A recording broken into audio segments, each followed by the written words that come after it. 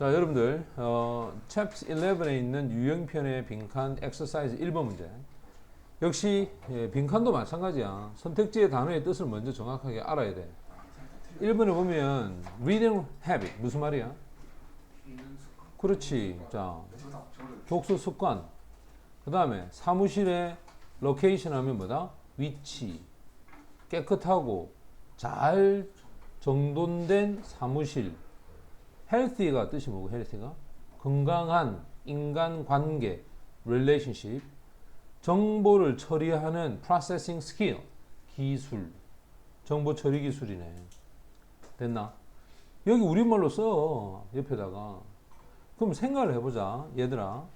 지금 1번이 답이라면 또는 2번이 답이라면 전제를 걸으란 말이야. 빈칸은. 1번이 답이라면 어떻게? 2번이 답이라면 어떻게?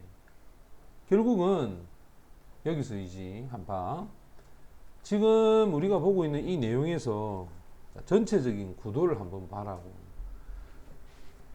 여기에 이 빈칸 자리가 지금 마지막 자리고 이게 지금 therefore 아이가 따라서 뭐 할 때 쓰는 말이고 결론 아이가. 그럼 분명히 이 결론 있는 내용과 처음에 나오는 이 노란색 부분은 당연히 얘가 조동사 must가 있기 때문에 반드시 뭐뭐 해야 된다. 이거는 이 사람이 내렸던 주제가 여기 있는 거야. 됐어? 그러면 처음에 했던 말과 마지막에 말이 서로 맞아야 될 거 아니야. 따라서라고 했으니까. 야, 여기 however 같은 게 보여? but 이런 말이 보이나? 말을 반전시키는 게 보여? 안 보이잖아. 그럼 이건 순접이야. 자, 자기가 지금 한 말을 계속 해 가는 거야. 사과, 배, 맞지? 복숭아, 포도, 이거 뭔데 그러면? 과일 아이가 과일. 좋아하는 삼겹살, 비도 오는데. 그러면 생각을 해 봐봐. 이 논리에 의해서 가는 거란 말이야. 이 논리에 의해서.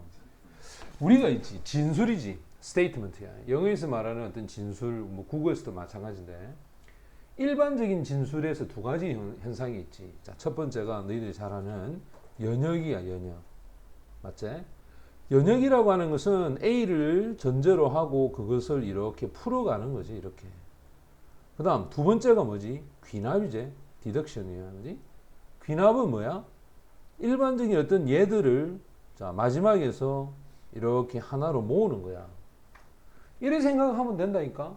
빈칸에서 예를 들어서 첫 문장이 빈칸이야. 됐어?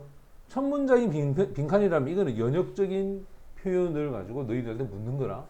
쉽게 말하면 첫 번째 예, 두 번째 예, 세 번째 예를 던지는 거야. 귀납은 마지막 빈칸이 지금 요거란 말이에요. 처음에 예를 던지고 두 번째 예, 세 번째 예, 네 번째 예를 던지는 거야. 그리고 마지막에 결론을 내려라 이 말이잖아.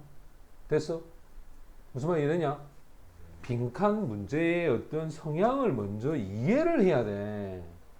이 개념을 설명 안 하고 자꾸 해석해서 아이들한테 설명을 하니까 아이들 어떤 생각을 하냐면 빈칸 문제 해석을 물론 해석을 잘해야 되겠지만 어떤 구조로 지금 이 글이 구성되어 있는가 그걸 먼저 봐야 되는 거야. 숲을 먼저 봐야지 어떻게 나무를 먼저 보냐. 안 그래 그지? 그래서 선생님의 얘기가 자 이제 분명히 이제 이 부분에서 우리가 답을 찾아야 되는데 한번 볼까? 일을 한단 말이에요. work maximum이라는 단어가 최대 아이가 그지? 최대의 효율성으로 일을 하자. 이게 효율성이야. efficiency가. 그러면 효율성을 높이려면 뭘 해야 되느냐? 바로 이거겠지. 대단히 효과적으로 종이나 정보를 다루는 것을 종이나 정보를 효과적으로 다뤄야 돼. 맞나? 이 말을 그냥 했겠어? 우리가 어떤 소설 같은 거 보면 어떤 암시를 주는 걸 복선이라 하지, 그지? 이게 복선인 거야. 암시를 하는 거야. 종이나 정보를 다루어라. 됐어? 여기에 복선을 깔고 하는데, 그 다음 뭐라는가 봐. 자, 종이의 양, 잡지의 양, 또 전문적인 책, 네가 가지고 있는 책이 있을까, 이거, 그지? 이것들의 양, 이 양이 결정을 하는 거야. 바로 네가 필요한 저장할 수 있는 스페이스, 공간.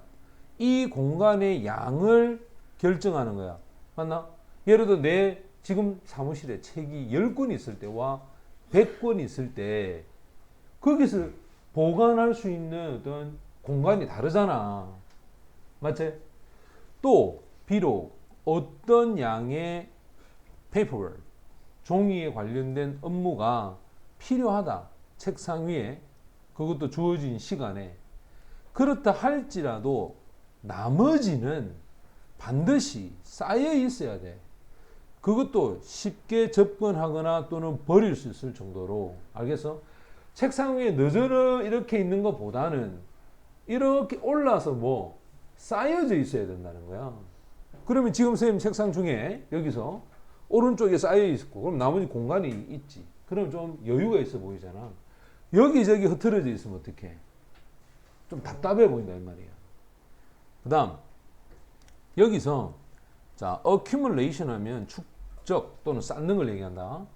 종이나 잡지가 이렇게 축적이 되는 것, 즉 파일이 스택이란 말이 쌓여 올라간다는 거야. 당신의 책상 위에 높이, 요거는 pp로 와야 됩니다. 자, 높이 어찌되어 있다? 쌓여져 있는 파일 덩어리를 얘기한다. 이렇게 어디에? 코너에 또는 커피 테이블에. 자, 이렇게 쌓여져 있으면 이 축적되어 있다는 이게 주어가 돼. 만듭니다. 사역동사야. 너로 하여금 보이도록 만드는 거야. 어떻게 보이겠노? messy, 지저분하고 비효율적으로 보이는 거야. 됐어? 책상에 아무것도 없으면 깨끗하지, 그지? 근데 막 이렇게 난잡하게 있으면 뭐하게 보인다? 좀 어수선하고 비효율적으로 보여. 자, 네 사무실을 지나갈 때 어떤 사람이 궁금해 한다. 자, 궁금한 내용이 뭘까 한번 볼까? 만약에 네가 데드라인이라는 말은 마감 시간을 맞출 수 있을지 없을지. 여기서 if는 뭐뭐인지 아닌지로 해석해야 돼. 왜냐하면 이 동사의 목적에 해당하는 절의 역할하는 명사들이 있거든. 또는 자, 네가 만든 이 일에 대한 결과물이 똑같이 뭐 보일지 거기에 대해서 의문을 달기 시작한다는 거야. 야, 책상을 저래 어지럽혀 놓고 뭔 일을 한단 말이에요. 이런 생각을 갖는다는 거지, 사람들은. 그러면 이제 봐봐. 네 사무실에서 보이는 방식, 이 방식이 무엇을 심어줘? 임플란트는 심다 아이가? 우리 이가 썩었을 때 거기 이 임플란트 한다. 들어봤지? 심는단 말이야. 뭘? 고정관념을. 당신에 대한 고정관념을 심는 거라. 그 보는 사람의 마음속에. 그래서 책상을 정돈을 잘 돼 있으면 저 사람 성격이 좀 깔끔하네. 저 사람 머리는 회전이 좀 빠르겠구나. 왜? 정돈이 잘 돼 있으니까. 책상이 어지럽게 돼 있으면 전 성격도 아마 어지러울 거야. 라는 그런 느낌을 받는다는 거야. 그래서 극복하기가 hard, 대단히 힘든 그런 고정관념을 심어주게 된다는 거야. 따라서 야, 여기서 뭐라 하라 그러지? 맨 위에서 봐봐. 종이나 정보를 효율적으로 뭐 해라? 다루라 했잖아. 왜 그러면 다루어야 되겠노 이게? 이 말을 가지고 여기서 내려오는 거야. 이렇게. 맞냐? 여기서 내려왔을 때 그러면 당연히 뭐로 내려오겠어? 뭐 하란 말이겠노? 당연히 책상을 정돈, 사무실을 어떻게 깨끗하게, 맞지? 그렇게 해야만이 당신의 직업 경력에 있어서 큰 변화를 줍니다. 무슨 말 이해되나? 그러니까 처음에 시작할 때 봐봐. 이야기를 도입할 때는 쓸데없는 이야기를 하지 않잖아. 안 그래? 뭔가 너희들한테 암시하거나 힌트를 주는 내용이 있다는 거야. 됐습니까? 다시 한번 정리하도록 하고